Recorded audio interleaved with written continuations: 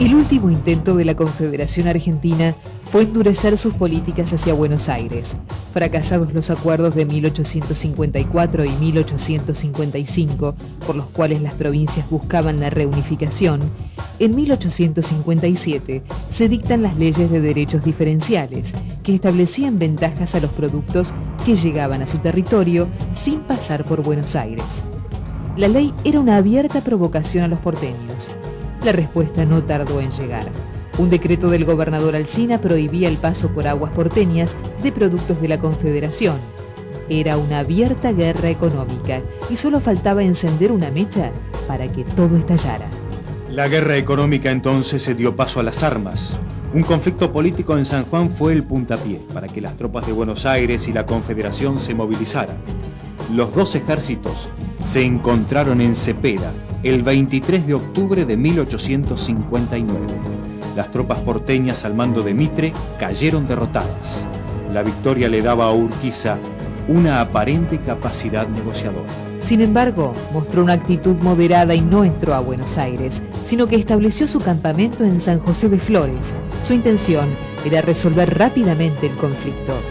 Por el Pacto de San José de Flores, firmado el 11 de noviembre de 1859, se acordaba que Buenos Aires comprometía su ingreso a la Confederación y ésta debía aceptar las reformas que Buenos Aires le realizara a la Constitución. Finalizado el mandato de Urquiza, es electo presidente de la Confederación Santiago Derqui y como vice, Juan Esteban Pedernera. Mitre fue electo en mayo de 1860 gobernador de Buenos Aires, con Sarmiento como ministro de gobierno. Si Buenos Aires quería encabezar un proyecto hegemónico, era necesario sentar nuevas bases políticas en todo el país. Pero la Confederación no podía esperar indefinidamente la incorporación de Buenos Aires a la nación. El consenso que parecía adquirido no tenía entonces la suficiente solidez y el acuerdo se desmoronó a raíz de un conflicto menor en la provincia de San Juan. Nuevamente las fuerzas porteñas y del interior se enfrentaron, esta vez en Pavón, el 17 de septiembre de 1861. En un combate dudoso y confuso, Urquiza retiró sus tropas, aún teniendo superioridad numérica. En Pavón yo creo que simplemente Mitre ganó la batalla. Es una conclusión muy poco popular, porque quienes gustaban de pensar mal de Urquiza piensan que él decidió perder la batalla, no dando batalla, pero creo que lo que hizo Urquiza en Pavón es parecido a lo que hizo Mitre en Cepeda, es decir, retirarse con lo que todavía tenía. Hubiera podido seguir dando batalla, no se sabe para qué, pero hubiera salido probablemente de esa batalla sin nada en que apoyarse. En cambio, de la misma manera que Mitre después de Cepeda, trató de salvar su reducto. Lamentablemente para Urquiza, el reducto de Mitre era Buenos Aires, desde donde siempre se podía volver con esperanzas de victoria a emprender la guerra, y el reducto de Urquiza no era nada más que Entre Ríos. Esta vez la victoria fue para los porteños, que extendían de este modo su dominio a todo el país. Después de Pavón, Derqui renunció a la presidencia y Pedernera se hizo cargo del gobierno.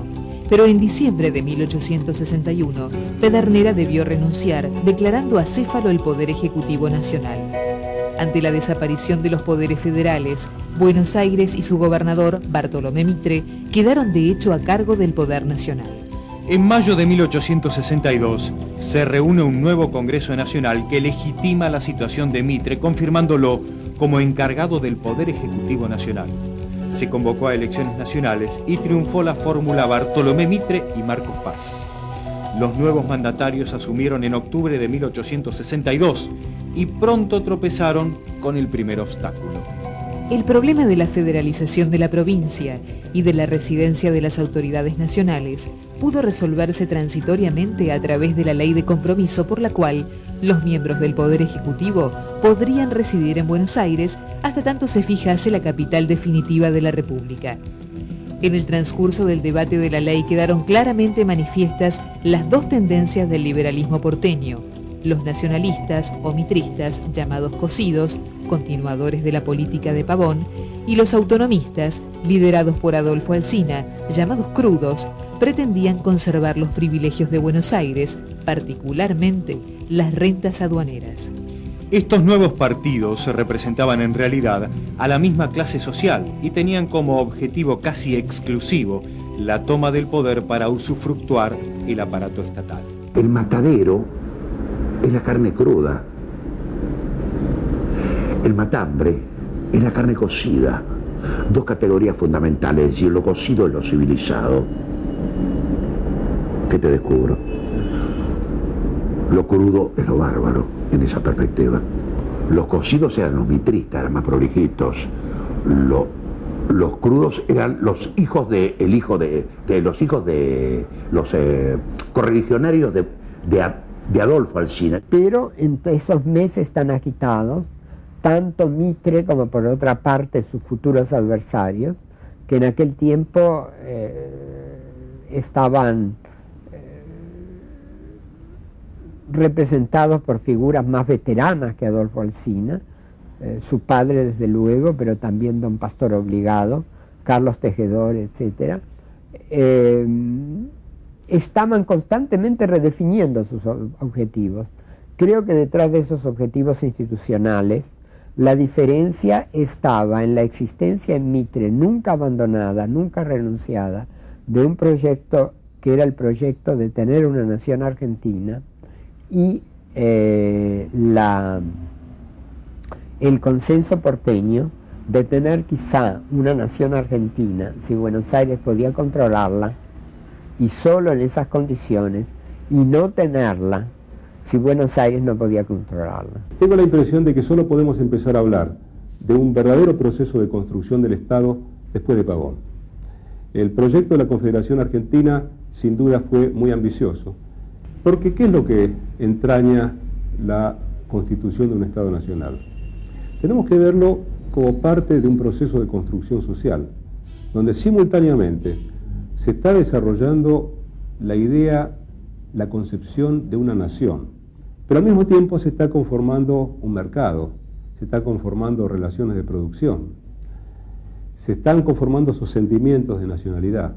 Por lo tanto, uno debería ver a este proceso de formación del Estado como un aspecto constitutivo del proceso de formación social.